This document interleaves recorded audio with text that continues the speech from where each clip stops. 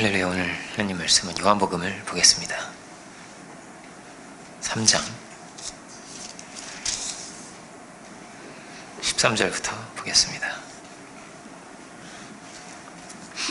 요한복음 3장 13절로 21절까지를 자신 줄 알고 제가 봉독하겠습니다. 하늘에서 내려온 자 인자 외에는 하늘에 올라간 자가 없느니라. 모세가 광야에서 뱀을 든 것 같이 인자도 들려야 하리니 이는 그를 믿는 자마다 영생을 얻게 하려 하심이니라. 하나님의 세상을 이처럼 사랑하사 독생자를 주셨으니 이는 그를 믿는 자마다 멸망치 않고 영생을 얻게 하려 하심이라. 하나님이 그 아들을 세상에 보내신 것은 세상을 심판하려 하심이 아니요 그로 말미암아 세상의 구원을 받게 하려 하심이라. 그를 믿는 자는 심판을 받지 아니하는 것이요 믿지 아니하는 자는 하나님의 독생자의 이름을 믿지 아니함으로 벌써 심판을 받은 것이니라. 그 정죄는 이것이니 곧 빛이 세상에 왔으되 사람들이 자기 행위가 악함으로 빛보다 어둠을 더 사랑한 것이니라. 악을 행하는 자마다 빛을 미워하여 빛으로 오지 아니하나니 이는 그 행위가 드러날까 함이요 진리를 따르는 자는 빛으로 오나니 이는 그 행위가 하나님 안에서 행하는 것임을 나타내려 함이라 하시니라. 아멘. 오늘 말씀의 제목은 3장 16절에 저를 믿는 자마다 멸망치 않고 영생을 얻게 하려 하심이니라, 이런 제목으로 보겠습니다.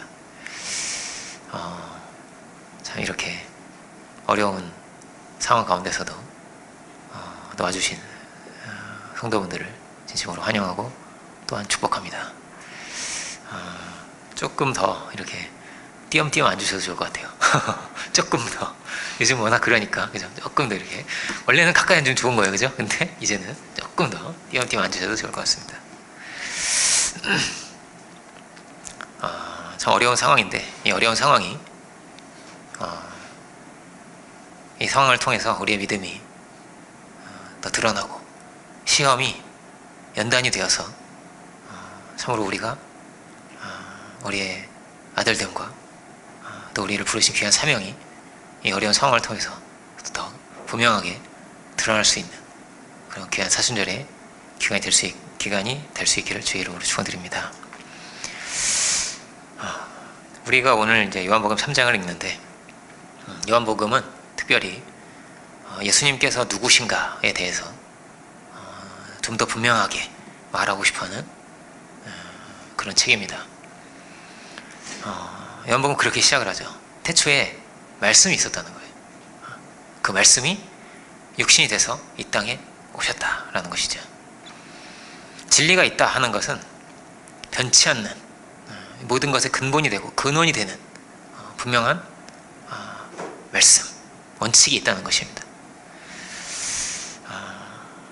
이 땅에 모호하고 애매한 것이 있다면 진리가 드러난다는 것은 참이 드러나서 무엇이 참이고 무엇이 거짓이고 이것이 분명해진다라는 것입니다.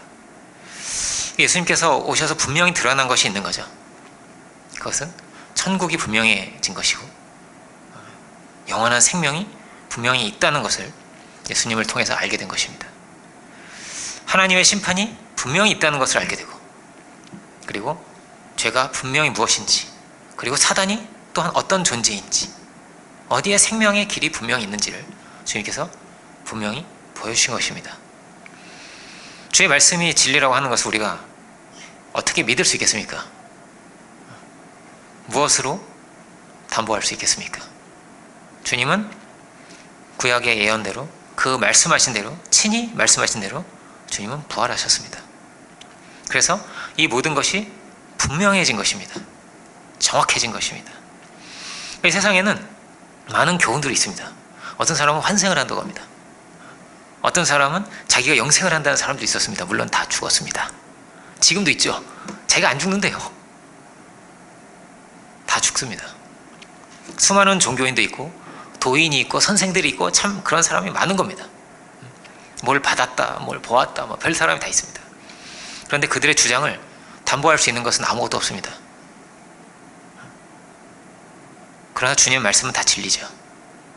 왜 그렇죠? 주님 말씀하신 그대로 이루어지고 주님 말씀하신 그대로 주님이 친히 부활하셨기 때문입니다. 13절은 이렇게 되어 있습니다. 예수님께서 이렇게 말씀하세요. 하늘에서 내려온 자 인자 외에는 하늘에 올라간 자가 없느니라. 모세가 광야에서 뱀을 든 것 같이 인자도 들려야 하리니 이는 저를 믿는 자마다 영생을 얻게 하려 하심이니라. 계속 반복해서 하시는 말씀이죠. 영생을 얻게 하려고 하신다. 어떻게 영생을 우리가 얻는 것입니까? 예수님의 말씀이므로 우리가 믿을 수가 있습니다. 예수님이 오신 이유는 16절에 나오는데 하늘에서 오셨다는 거예요. 왜 오셨냐? 영생을 얻게 하려고 하신다. 다시 한번 말씀하십니다. 16절에서 하나님의 세상을 이처럼 사랑하사 독생자를 주셨으니 이는 저를 믿는 자마다 멸망치 않고 영생을 얻게 하려 하심이니라. 15절에서 또 16절에서 이렇게 반복해서 말씀을 하십니다. 영생을 얻게 하려고 하십니다. 그런데 어떻게 해요? 독생자를 통해서죠. 하나님이 세상을 이처럼 사랑하셔서 보낸 그 아들을 믿을 때, 그 아들을 믿음으로 우리가 받아들일 때라는 것이죠. 하나님께서 그 아들을 이 세상에 보내셨다는 것은 우리가 그만큼의 가치를 가지고 있다는 말입니다. 그만큼 귀하다는 말입니다. 그러니까 아들보다 귀한 게 없는 것이죠. 아들은 가장 귀한 겁니다. 다른 어떤 거랑 비교할 수가 없고 바꿀 수가 없는 것입니다. 아들은. 그런데 그 아들을 사랑으로 얼마큼 사랑하셨는지 그 아들을 이 땅 가운데 하나님께서 보내주셨다는 것이죠. 그렇다면 정말 그렇다면 우리는 엄청난 사랑 가운데 있는 것입니다. 엄청난 은혜 가운데 우리가 있는 것입니다. 이것을 너희가 알아야 한다라는 것입니다. 그러니까 주님이 이 세상이 이렇게 하나님의 사랑하시는 세계인 것을, 죄인 하나라도 정말 놓칠 수 없다 하는 것을, 말할 수 없는 그 하나님의 은혜와 사랑이 임하였다는 것을 주님께서 이 땅에 오셔서 보여주신 것입니다. 예수님을 알게 되는 것, 예수님을 믿게 되는 것을 주님은 거듭난다라고 표현을 하십니다. 거듭난다.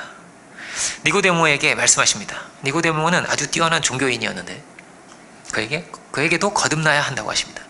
그가 참으로 뛰어난 종교인입니다. 아주 구별된 사람입니다. 경건하게 사는 사람입니다. 그렇지만 거듭나야 한다는 것입니다. 거듭난다는 것은 좋아지고 조금 개선되는 이런 것이 아닙니다. 새롭게 태어나야 된다는 것이죠. 3장 6절을 볼까요? 예수님께서 말씀하시는데 육으로 난 것은 육이요 영으로 난 것은 영이니 이렇게 되어 있습니다. 이 둘이 다르다는 겁니다. 육에서 마치 육이 나오듯이, 육에서 육이 이렇게 태어나듯이 그렇게 하나님의 영으로, 하나님의 은혜로, 하나님의 능력으로 우리가 그렇게 태어나야 한다는 것입니다. 우리의 내면이, 우리의 영혼이. 하나님은 우리를 구원하시고 우리를 자녀 삼으시기 위해서 그 아들을 통해서, 예수님을 통해서 하나님의 그 놀라우신 그 사랑을 우리에게 드러내신 거죠. 그 모든 하나님의 섬김과 하나님의 대속하심을, 그 희생을, 그 사랑을 예수께서 이 땅에 오셔서 보여주신 것이죠. 예수님은 어떤 분이냐? 예수님은 유일한 중보자입니다. 유일한 중보자. 유일한, 영어 성경에는 미디에이터라고 되어 있습니다. 이 말씀은 본문을 잠깐 접어놓고요, 디모데 전서를 보겠습니다. 오늘은 조금 찾아가면서 보겠습니다. 디모데 전서는 제가 가지고 있는 성경에 338페이지 정도 있습니다. 디모데 전서 2장 5절입니다. 디모데 전서 2장 5절입니다. 한 절이니까요. 찾으신 분들은 함께 봉독하겠습니다. 하나님은 한 분이시요 또 하나님과 사람 사이의 중보도 한 분이시니 그 사람이신 그리스도 예수라. 아멘. 이 땅에 선지자들도 있었습니다. 많은 의인들도 있었습니다. 그렇지만 온전한 중보자는 아니었습니다. 마치 하늘에 본체가 있다면 이 땅에는 그림자와 같은 것이 있는 것입니다. 그런데 유일한 중보자, 온전한 중보자가 드디어 나타났다라는 것이죠.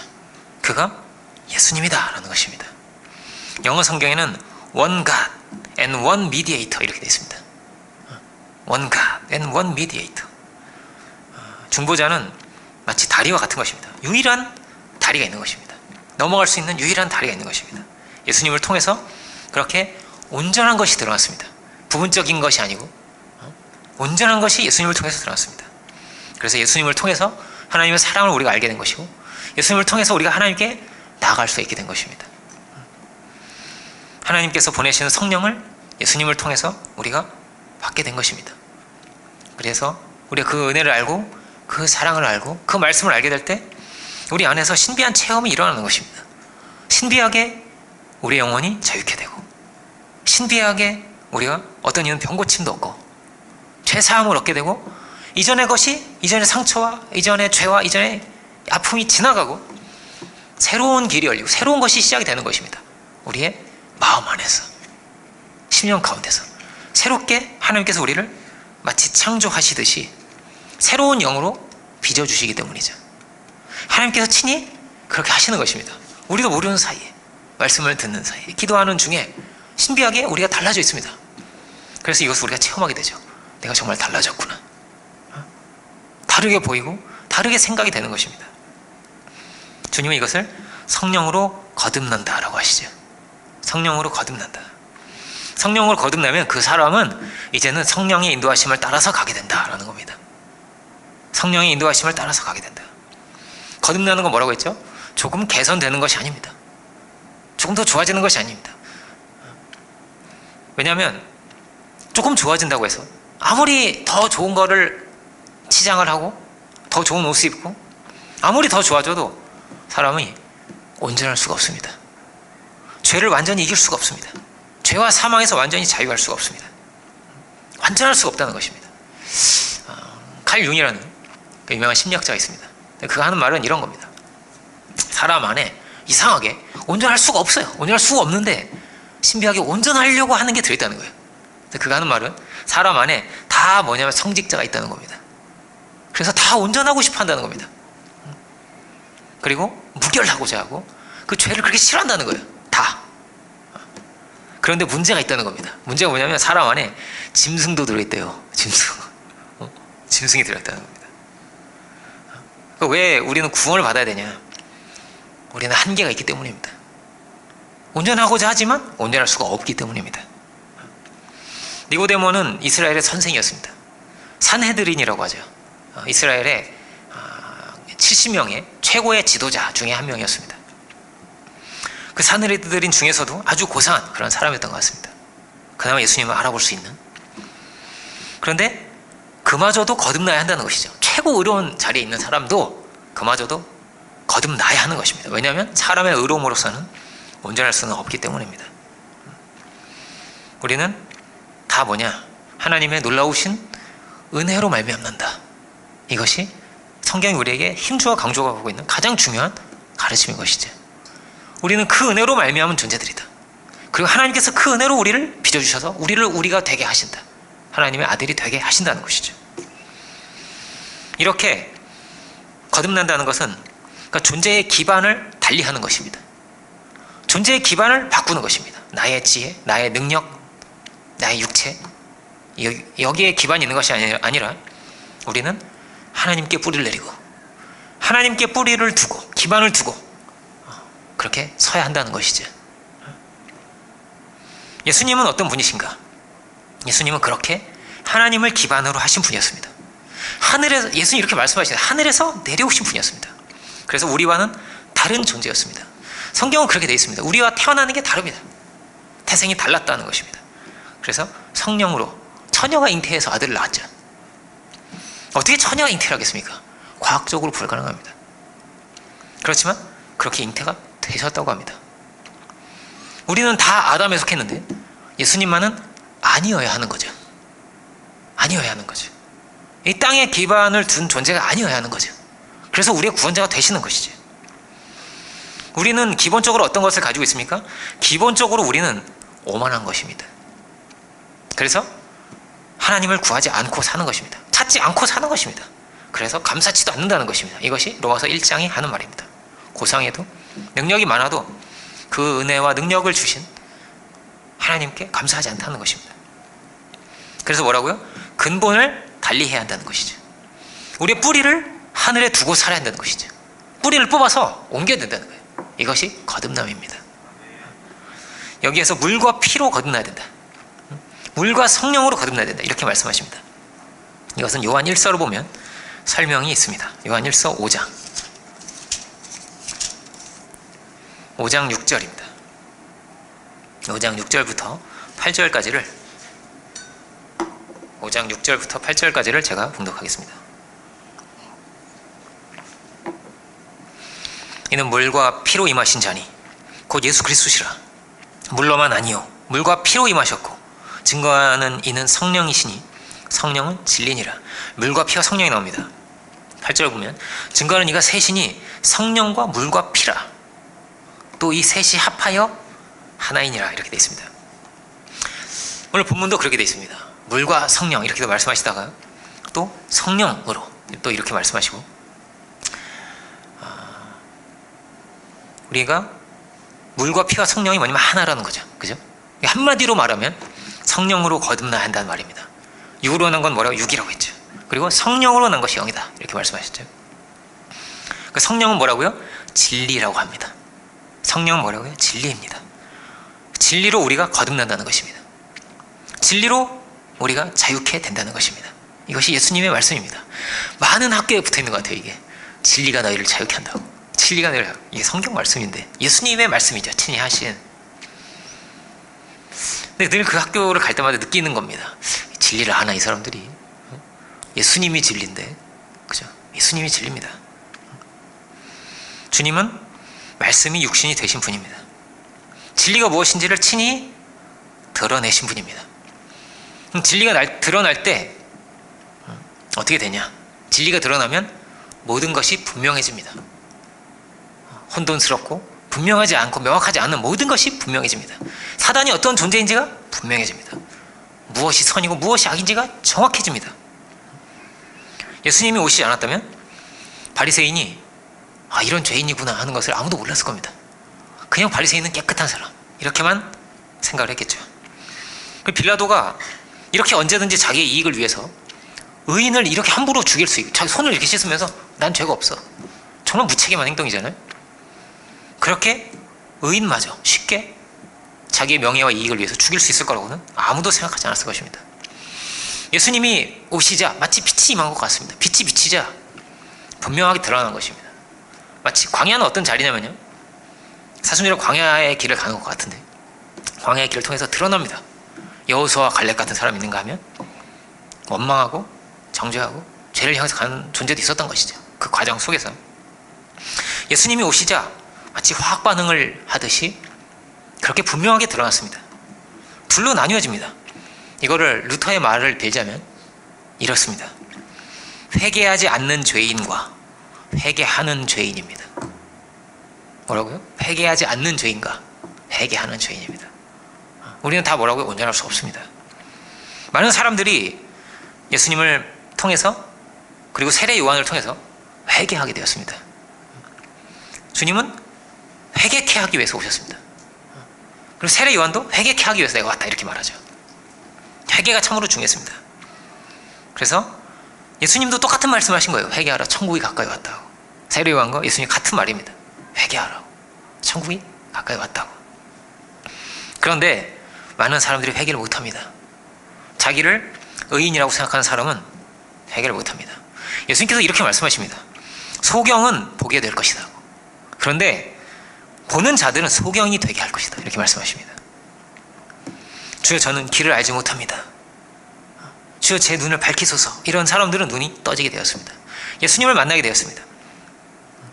그런데 바리새인과 같이 나는 본다고 하는 자, 나는 안다고 하는 자들은 눈이 멀어버리게 되었습니다.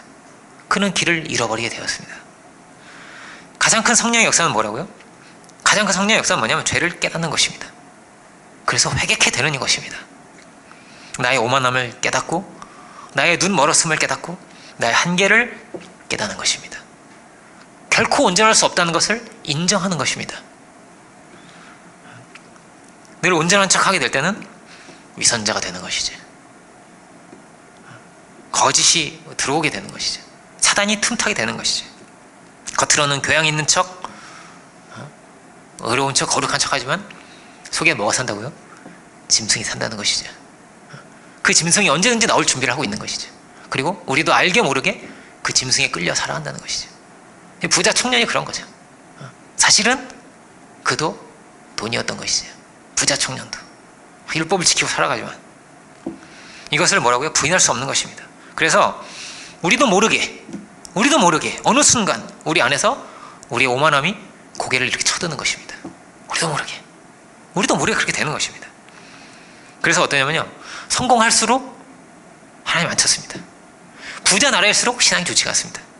가진 것이 많을수록 별로 간절하지가 않습니다. 힘들고 어려울 때 주님을 찾게 됩니다. 우리 안에 있는 이 짐승과도 같은 이 본성이죠. 악의 본성이 있기 때문에 그렇게 하나님의 아들로, 그러니까 버려두면 하나님의 아들로 이렇게 살지 않습니다. 죄의 길을 향해서 가게 된다는 것이죠. 그래서 뭐라고요? 우리가 근본적으로 다른 존재가 되어야 돼라는 거죠. 예수님으로 말미암은 존재가 되어야 돼. 예수님을 구주로 영접하고 예수님을 통해서 변화된 삶을 살아야 된다는 것이죠.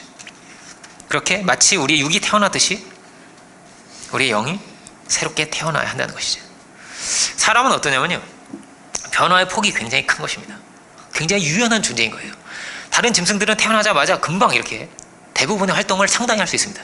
그리고 1년이 되지 않아서 웬만한 걸 다 할 수 있죠. 이제 새끼도 낳을 수 있고 이제 1년 정도가 되면. 근데 사람은 그렇지 않습니다. 사람은요, 키워보면 알죠. 오래 걸립니다. 지금 우리 막내가 이제 7살이 됐는데 아직 멀었습니다. 오래 걸리는 거예요. 다른 짐승들은 차이가 별로 없습니다. 그러니까 뭐 사자이든지 토끼든지 뭐 개이든지 대단히 큰 차이가 있는 게 아니죠. 착한 사자, 못된 사자, 이렇게 대단히 차이가 있지 않습니다. 그런데 사람은 엄청난 차이가 있죠.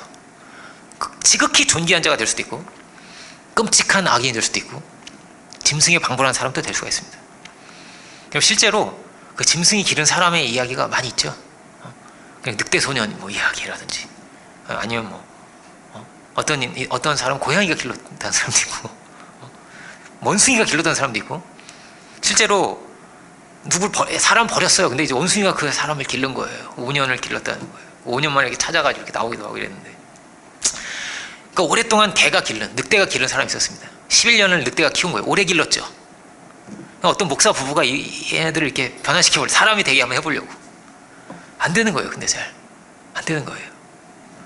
단어를 이렇게 말을 가르치고 이래도 한 45개 정도의 단어밖에 쓸 수가 없었다고 합니다. 그렇게 달라지는 거예요. 사람은 엄청나게 달라지는 거죠.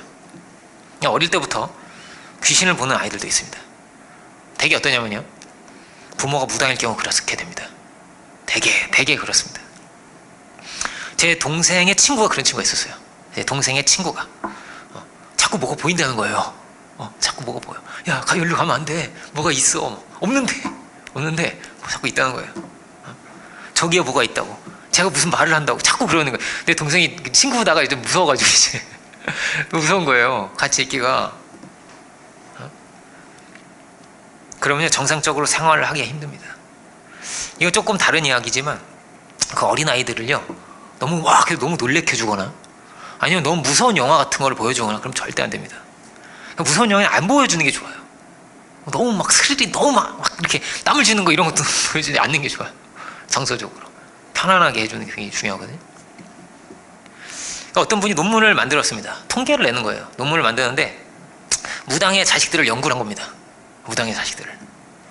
많은 경우에 정신질환을 갖게 됩니다. 대부분의 경우에. 그리고 상당히 많은 경우가 암에 걸려서 빨리 죽었습니다. 그만큼 뭐냐면 사는 게 너무너무 힘든 거예요. 그래서 그도 무당이 되거나, 그리고 많은 사람이 또 자살했습니다. 그러니까 어릴 때 막 좀 보이는 사람들 있죠. 저도 그 중에 하나였습니다. 가끔 뭐가 있었는데, 저 위에 뭐가 있었는데, 저도 그랬거든요. 근데 저는 다행히 믿음이 있어서 그냥 지나갔습니다. 이렇게. 주님은 어떤 분이냐? 주님은 하늘에서 오신 분이죠. 우리는 주님을 가까이 해야 되는 것입니다. 주님으로 말미암은 새로운 존재가 되어야 하는 것입니다. 어떤 사람은 어떻다고요? 계속 귀신이 가까이 있는 거예요. 계속 뭐가 보이는 거예요. 계속 뭐가 들리는 거예요. 이렇게. 그런 사람도 있습니다. 어떤 사람은 계속 미디어를 가까이 하는 사람도 있을 것이고, 어떤 사람은 짐승이 방불하게 되는 것이고, 그렇게 되는 거죠. 주님을 가까이 하면 어떻게 됩니까? 죄인도 의인이 되는 것이죠. 정직한 영을 새롭게 창조하시죠. 하나님께서 정말 다른 사람이 되게 하시죠. 그래서 신비하게 이전에 저주도 끊어지고, 제가 다녔던 교회에 목사님이 그런 분이었습니다. 막 이렇게 귀신이 보이는 분이었어요. 계속 들리고 보이고 이러니까 너무나 고통스러웠습니다. 그래서 전국에서 제일 용한 무당을 3명을 찾아가자. 죽고 싶어가지고 자살할까 하다가 그래도 무당이라도 찾아가 보자.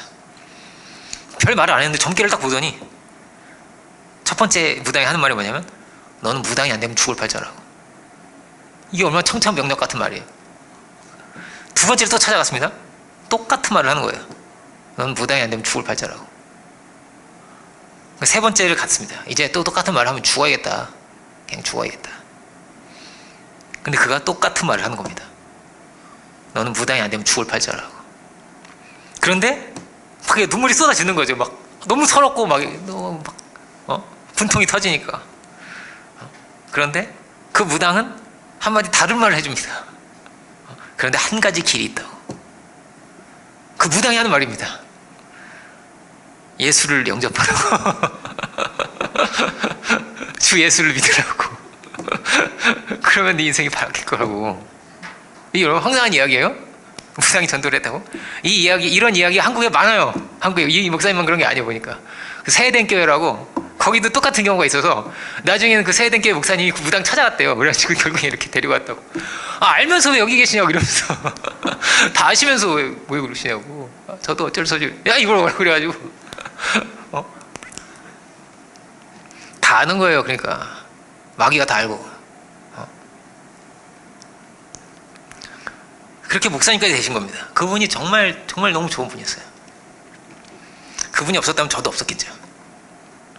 근데 그분이 어떻게 이렇게 훌륭한 분이 되셨을까? 다른 게 아니죠. 주의 능력으로 인한 것이죠. 주의 은혜로 말미암은 것이죠.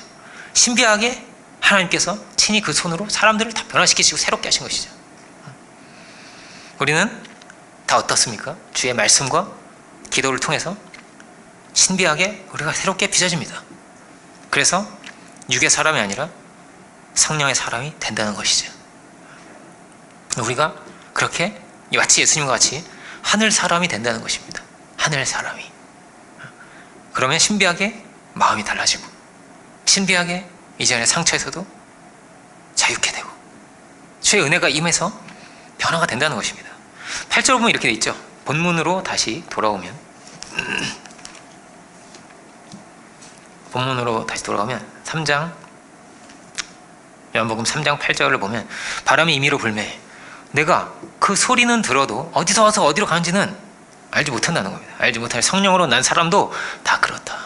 성령으로 난 사람은 마치 바람이 불면 이렇게 바람을 따라서 뭐가 흘러가듯이, 그리고 신비하게 성령의 은혜가 와서 그걸 이렇게 이끌어 간다는 것입니다. 어느 쪽으로? 어려운 쪽으로. 어떤 쪽으로? 선한 쪽으로. 하나님의 인도하심을 따라서 신비하게 그렇게 가게 되고, 신비하게 그렇게 사라지고, 죄의 길로 가지 않게 되고, 오만한 자의 자리에 앉지 않게 되고, 악인의 꾀를 쫓지 않게 되고, 그렇게 된다는 것이죠. 그런데 주님께서 하시는 말씀이 있습니다. 3장 14절이죠. 3장 14절을 보면, 모세가 광야에서 뱀을 든 것 같이 인자도 들려야 하리니, 이렇게 말씀하십니다. 인자가 들려야 한다. 주님이 높이 우리 마음 가운데서 들려줄 수 있기 원합니다. 광야에서 모세가 뱀을 들었다고 하는데, 이건 뭐냐면 약속의 땅을 가다가 광야에서 범죄한 사람들이 불뱀에 물려서 죽게 됩니다. 범죄한 사람들이 광야에서 죽은 거예요. 하나님을 원망하는 사람들이, 하나님을 원망하게 된 사람들이, 교만해진 사람들이 그렇게 죽게 됩니다. 우리는 다 유혹을 받게 됩니다. 이 땅에서. 어떤 이는 돈의 유혹을 받고, 어떤 이는 이성의 유혹을 받고, 명예에도 유혹을 받고, 어떤 이는 하나님을 쉽게 원망하기도 하고. 요즘은 미디어가 너무 발달한 것 같아요. 그래서 대부분의 시간을 뭔가 이렇게 쳐다보고 있습니다. 버스를 타도 지하철 타도 다 그냥 쳐다보고만 있어요. 옛날에는 듣는 사람이 많았거든요. 이렇게 이렇게 듣는 사람, 여보세요 이렇게 듣는 사람 많은데 요즘은 다 쳐다보고 있어요. 요즘은 집에서든 어디서든. 그런데 이게 좋은 게 아니죠. 왜요? 영향을 받잖아요. 우리가 주님을 가까이 하면 주님께 영향을 받잖아요. 그죠? 미디어를 가까이 하면 이게 하나님으로부터 나온 게 아니잖아요. 지금 늑대를 가까이 하면 어떻게 된다고? 늑대가 되잖아요. 온갖 유혹이 널려 있는 거죠. 이 광야는 굴뱀과 전갈이 널려 있는 곳이죠. 온갖 유혹이 있단 말이에요. 그렇게 물려서 많은 이들이 죽는다는 것입니다. 사람은 죄를 못 이기게 되어 있습니다. 죄는 반드시 우리를 이렇게 사로잡게 되어 있습니다. 그래서 끌고 갑니다. 그래서 우리 입에서 더러운 말이 쏟아져 나오고 우리의 생각과 우리의 행동이 좋지 않은 쪽으로 반드시 가게 되는 거죠. 뭐라고? 죄를 이길 수 없고 죄는 우리를 반드시 사로잡습니다. 그렇게 되면 죄에 사로잡히면 약속의 땅에는 갈 수가 없는 거죠. 알코올 중독자가 약속의 땅에 가겠습니까? 사로잡힌다는 건 알코올에 사로잡히는 거잖아요. 도박 중독자가 하나님의 뜻을 이룰 수가 있겠습니까? 사로잡혔는데 불가능한 거죠. 하나님의 선하신 뜻을 이룰 수가 없는 거죠. 이 죄를 버리는 게 참 중요한 거죠. 죄를 버리는 것이 가장 큰 은혜가 뭐라고? 회개하는 거란 말이에요. 불뱀에 물려 막 죽어가고 있는 사람들이 어떻게 살게 되었냐? 하나님께서 살 길을 열어주셨습니다. 불뱀을 만들어가지고 이제 구리뱀을 만들어서 지팡이에 달아서 이렇게 높이 들라는 거예요. 이렇게 모세에게 높이 들면 그 뱀을 보면 그가 살게 된다는 것입니다. 에이, 뭐 본다고 살겠어? 이런 사람 안 받겠죠. 그러면 죽습니다. 그런데 그 불뱀을 보는 것만으로도 많은 이들이 살게 되었습니다. 주님이 마치 그와 같다는 것이죠. 우리는 주님을 믿음으로 바라볼 수 있기 원합니다. 주님이 어떤 분이신가? 뭐라고요? 하나님이 세상을 이처럼 사랑하셔서 이 땅에 주신 하나님의 아들입니다. 그 사랑의 아들입니다. 예수님은 나무에 달리셨죠. 십자가에 달리신 주님입니다. 피 흘리신 주님입니다. 그 사랑을 보아라라는 것이죠. 그 희생을 보아라라는 것이죠. 그 은혜를 보아라라는 것입니다. 그 은혜를 받아들이는 자, 그 사랑을 믿는 자, 그 은혜를 입기를 원하는 자, 구원 얻기를 원하는 자, 믿는 자는 영생을 얻게 될 줄 믿습니다. 뭐라고 했죠? 둘로 나뉘어졌다고 했습니다. 그냥 그렇게 죽은 사람도 있습니다. 불뱀에 물려서. 어떤 자는 믿었습니다. 다 죄에 물려 있습니다. 다 죽음을 향해서 가고 있습니다. 오늘날 더 그런 것 같아요. 진짜 불뱀이 돌아다니는 것 같은 세상입니다. 코로나라는 불뱀이 막 돌아다니는 코브라도 아니고 코로나라는 불뱀이 돌아다니는 거예요.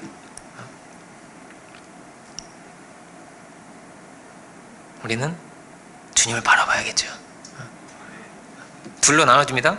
뭐라고? 회개한 죄인과 회개하지 않는 죄인입니다. 본문을 계속 볼까요? 18절 19절을 보면 구원을 받게 하려고 하시는 것이다. 17절에 계속 구원 계속 반복하시죠. 그리고 영생 구원을 반복하시고, 그리고 18절에는 믿지 않는 이유가 나옵니다. 18절 그를 믿지 않는 자는, 그를 믿는 자, 죄송합니다. 그를 믿는 자는 심판을 받지 아니하는 것이요 믿지 아니하는 자는 하나님의 독생자의 이름을 믿지 아니함으로 벌써 심판을 받은 것이니라. 그 정죄는 이것이니 그 빛이 세상에 왔으되 사람들이 자기 행위가 악함으로 빛보다 어두움을 더 사랑하는 것이니라. 우상이 뭐죠? 하나님보다 더 사랑하는 게 우상이죠. 우상이죠. 그런데 그는, 그 문제는 결국 뭐였습니까? 어둠을 더 사랑했습니다. 하나님을 사랑한다는 것도 있었을지 모릅니다. 정의를 사모할 수 있을지 모릅니다. 그런데 어둠을 더 사랑했습니다. 어둠을. 20절 21절은 그 이야기를 더 자세하게 말씀을 해주십니다. 악을 행하는 자가 나오죠. 20절은 악을 행하는 자마다 이렇게 돼 있고, 21절은 어떻게 되냐면 진리를 따르는 자는 이렇게 돼 있습니다. 이렇게 둘로 나눠진다는 것입니다. 악을 행하는 자마다 빛을 미워하여 빛으로 오지 아니하나니 이는 그 행위가 드러날까 하며, 진리를 따르는 자는 빛으로 오나니 이는 그 행위가 하나님 안에서 행한 것임을 나타내려 함이라 하시니라. 이렇게 되어 있습니다. 하나님 안에 서냐 어둠 속에 서냐인 거죠. 어둠 속에서냐, 혹은 빛 가운데 하나님 안에서냐라는 것이죠. 신앙은 어떠냐? 신앙을 한다는 것은 이면에서 정직한 것입니다. 우리는 빛이 없으면 어두울 수밖에 없고, 우리는 다 연약하고 이기적인 죄성을 다 가지고 있는 것입니다. 다 자기 편이죠. 다 자기 편입니다. 사랑해도 자기 편입니다. 자기 편이란 말이에요. 결국에는 그림자가 쫓아다니듯이 우리 연약함이 계속 쫓아옵니다. 그림자 어떻게 잘라낼 수 없잖아요. 그죠? 계속 있죠. 마치 그런 것처럼 그림자 계속 있는 것입니다. 그렇지만 우리가 그림자로 살 수는 없는 거죠. 그림자로 살 수는 없는 것입니다. 죄성이 내 주인이 될 수는 없는 것입니다. 짐승이 있는데 짐승이 내 주인이 될 수 없는 것입니다. 그렇죠. 짐승도 있지만 잘 길들여야죠. 착하다 이러면서 잘 길들여야죠. 까불면 한 번씩 굶기고 금식도 한 번, 기도하면서 금식도 한 번씩 하고. 육을 벗을 수는 없습니다. 하나님이 육도 주셨어요. 이것도 큰 축복과 은혜입니다. 지기들 싫어할 수도 있고 이기고 싶어 할 수도 있고, 육을 벗을 때까지는 이걸 가져가야 됩니다. 하나님께서 이 세상에 얼마나 맛있는 것도 많이 만들어 놓으셨어요. 그죠? 맛있는 것도 먹읍시다. 먹어야죠. 운동도 한 번씩 시켜줘야 돼요. 몸을 또. 예, 운동도 한 번씩. 개도 키우면 한 번씩 산책 안 시켜주면 힘들어 하잖아요. 그죠?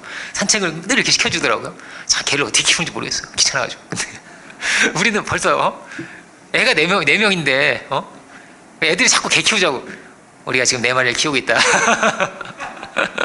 더 키울 순 없다. 그렇게 시켜줘야 되잖아요. 그죠? 우리 몸도 그래요. 몸도 운동도 한 번씩 시켜주고, 잘 먹어라 이렇게 해주고, 까불면 먹지 마 이렇게 해서 해주고. 왜? 이걸 따라갈 수 없으니까 내가 주권을 가지고 이걸 다스려야 되는 거잖아요. 내가 성령으로 다스려야 되는 거죠. 그래서 의의 도구가 되게 해야 하는 것이죠. 이게 잘 다스리는 거 정말 중요하잖아요. 건강한 신체를 가는 게 정말 중요한 거란 말이에요. 믿는 자는 그렇지만 이게 주인은 아니죠. 다스리는 거죠, 몸은. 믿는 자는 주를 바라보면서, 성경은 그렇게 되어 있습니다. 정과 욕심을 십자가에 못 박았다 이렇게 되어 있습니다. 정과 욕심을 십자가에 못 박았다. 이것은 금욕주의자가 되라 이런 것은 아닙니다. 고기도 먹지 마라, 결혼도 하지 마라, 그런 종교는 아닙니다.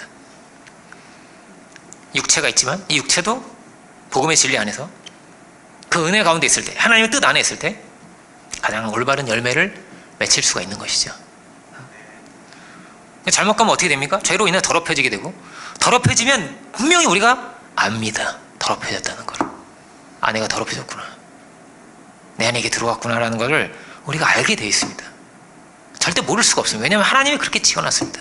죄를 죄로 알게 되어 있습니다. 우리가 오래전에 북유럽의 어떤 나라에서 하는 공익광고가 있었는데, 이게 교회에서 만든 게 아니에요. 공익광고예요. 공익광고인데 그게 굉장히 너무 인상 깊어서 마음에 남은 게 있습니다. 그게 뭐냐면, 어떤 조그만 어린아이가 있어요. 한 5살, 보영이만 조그만 어린아이가 있는데, 5살, 6살 된 어린아이가 있는데, 이렇게 어떤 뱀 같은 게 이렇게 쑥 들어가는 거예요. 어떤 아저씨랑 옆에 같이 있는데 뱀 같은 게 이렇게 쑥 들어가는 겁니다. 근데 이 뱀이 계속 붙어 다니는 거예요.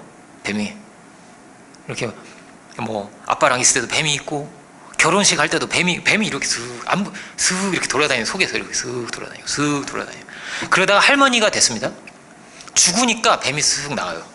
뱀이 죽으니까 나가는 거예요. 이러면 뱀이 뱀같이 생긴 게 막 징그럽게 생긴 게 숨어 이렇게 확 드러나 있지 않고 이렇게 조금씩 이렇게 보이고, 이렇게 지나가는 게 한 번씩 보이고, 이거 뭐야 이러면서 이렇게 보거든요.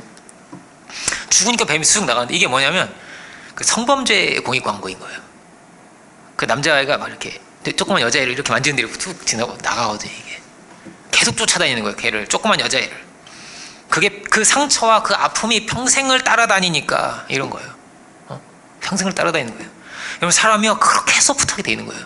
사람의 영혼은 그 조그만 어린애도 다 하는 거예요. 그거를 다 알고 그게 이렇게 남아있다는 거예요.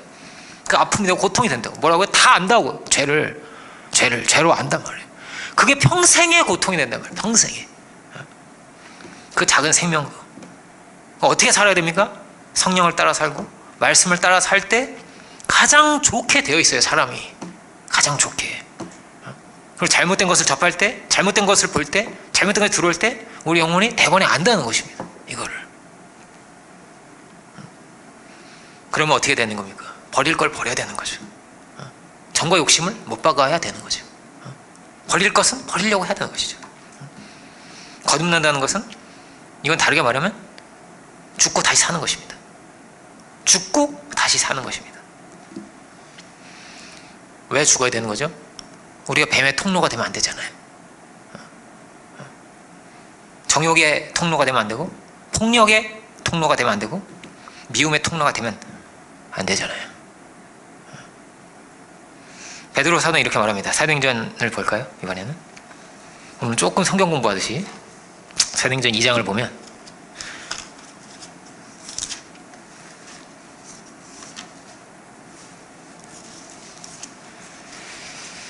사도행전 2장 38절입니다. 사도행전 아주 유명한 구절인데 한 절이니까요. 한 절이니까 찾으신 분들은 함께 봉독하겠습니다. 베드로가 가로되 너희가 회개하여 각각 예수 그리스도의 이름으로 세례를 받고 죄 사함을 얻으라. 그리하면 성령을 선물로 받으리니 아멘. 이렇게 되어 있습니다. 성령을 선물로 받게 됩니다. 예수 그리스도의 이름으로 세례를 받고 죄 사함을 얻으라. 이거 회개하라는 말이죠. 회개하고 죄 사함을 얻어라. 그러면 성령이 너에게 임하게 된다.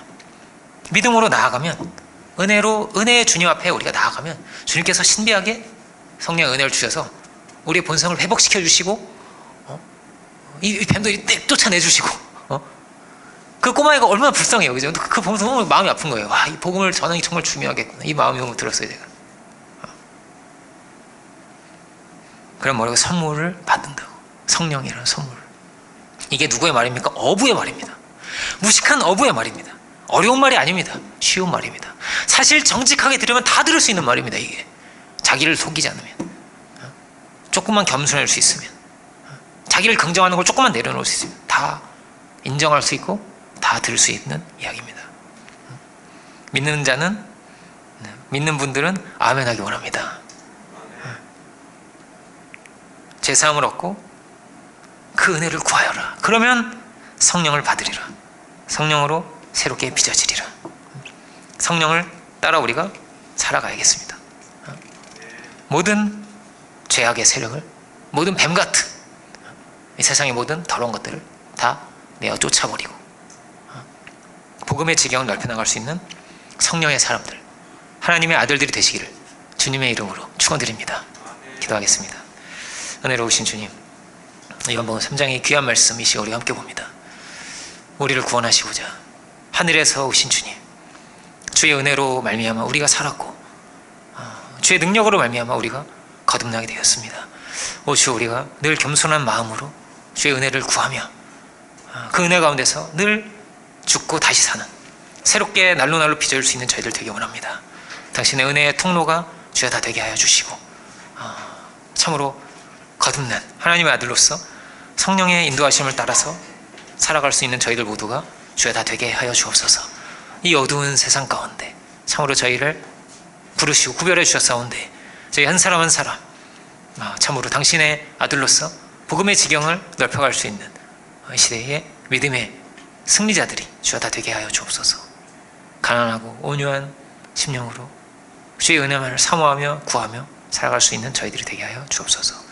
모든 감사와 영광 주께 올려드리기 원할 때 예수 그리스도의 이름으로 기도드립니다. 아멘.